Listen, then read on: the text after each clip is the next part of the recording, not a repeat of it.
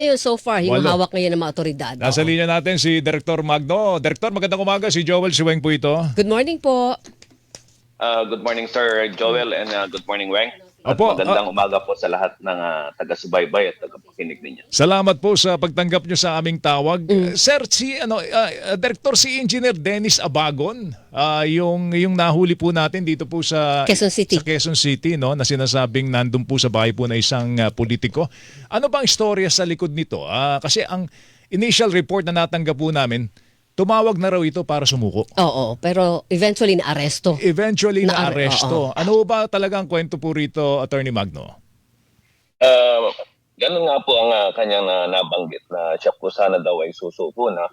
Pero subalit naunahan po ng pag-aresto ng ating mga tauhan dito sa nasabing bahay sa May Sikatuna Village, Quezon City.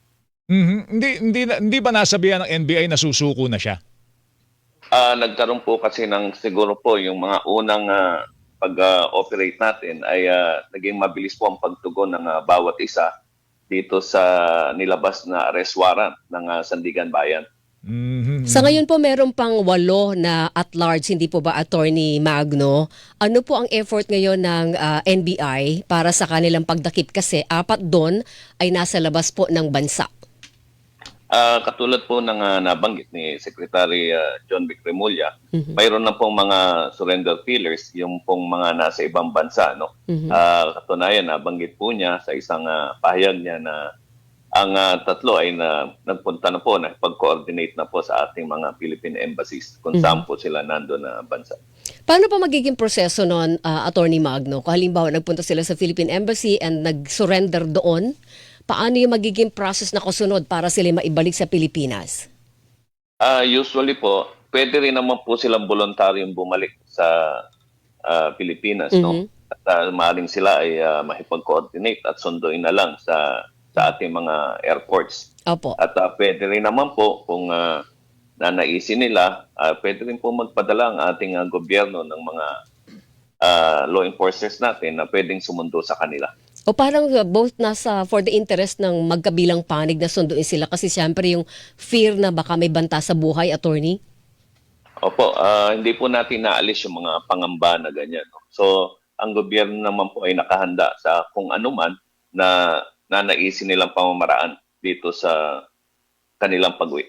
Si Zaldico po ba ay si dating Congressman Zaldico ba ay nasa radar ninyo? Katulad po ng nabanggit kahapon sa pahayag ni SILG na ang huli pong tracking nila ay nasa Japan daw po. O kayo po sa NBI? Nagsasagawa pa rin po kami ng pag-monitor sa kanyang mga kilos na kung sakali man na pinapaalam din po natin sa ating mga counterparts. Katulad nga po ng paghingi na ng red notice sa kanya. Red notice na i-issue po ng Interpol. Opo. Okay, anong pinakahuling meron ba tayong pinakahuling information from the Interpol kung nasan na si Zaldico kasi palipat-lipat eh. Oo Dahil nga. may sariling eroplano, so nakakalipat-lipat siya.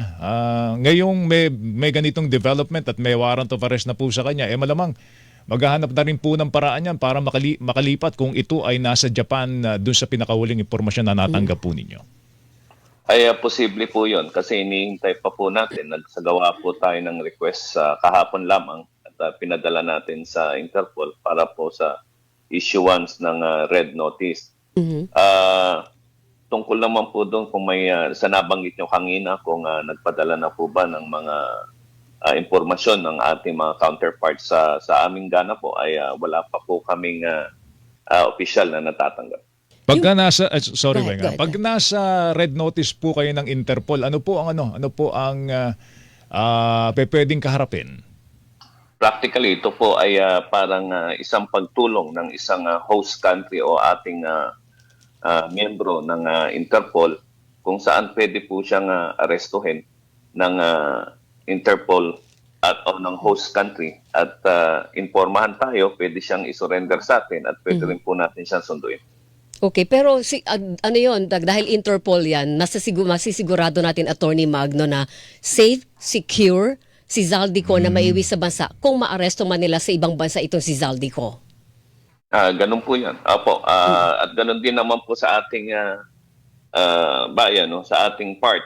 Ganun din po yan. Sisiguraduhin po natin na makauwi at mabantayan ang kanyang seguridad. Meron na bang kahilingan na ipakansela na po ang pasaporte po ni kongresista ko? Sa pagkakaalam ko, mayroon na po ata. So depende na yan sa magiging desisyon kung Ng DFA, ng DFA no? kung Department of makakancel Foreign ng kanyang Affairs. passport. Pero kasi may active case na eh.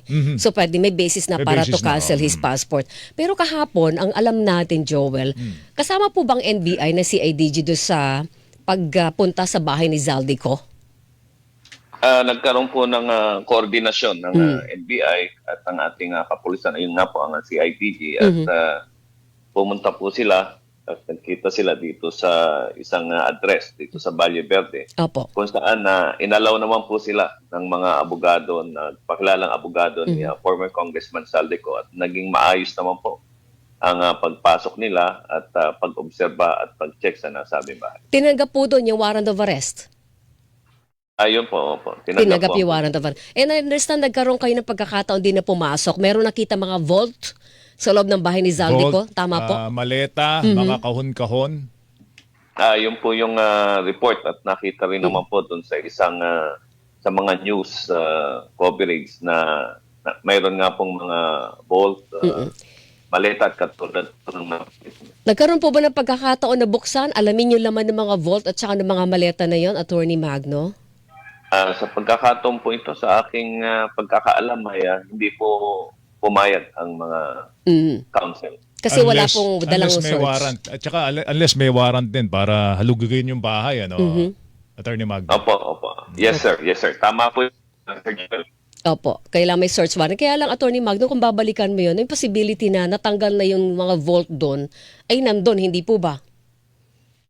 Siguro naman po ay nandun pa rin po yan dahil hindi ho basta-basta matanggal. Nakita nyo, malalaki. Malaki, mabigat yun. Oo. Tsaka baka At saka nakapeg yun, ano, Weng, sa, ano, para hindi matanggal, hindi maalis ka agad, ano. Okay. Pero Attorney Magno, doon sa nalalabi pa pong 4, doon sa 8 at large, yung 4 kasi nasa labas ng bansa, yun nandito pa sa Pilipinas daw, meron na kayong information na maaresto sila anytime soon? Katulad po nung naibigay na pahayag ni Secretary John Vic, no, nagbibigay pa po siya ng palugit habang hanggang Webes po para kusang loob na lang po na sumurrender. So, antabayanan na lang din po namin yun. At kung sakali man na lumampas na yung palugit na binigay ni Secretary John Vic, ay mahigit-coordinate na rin po kami So sa ating Friday? mga kapulisan para Friday na rin kayo? po sa pag-serve. Opo. Friday kayo kikilos to serve the warrant of arrest? Yes, ma'am. Yes, ma'am. Alright, sige po. Direktor, salamat sa oras po ninyo. Magandang umaga. Good morning. Thank you. Maraming salamat po at magandang umaga pa sa inyo lahat. Good morning, sir. Si Attorney Lito Magno, Direktor ng National Bureau of Investigation, mga kapuso. Saksi sa Double B! Ang sabi ng...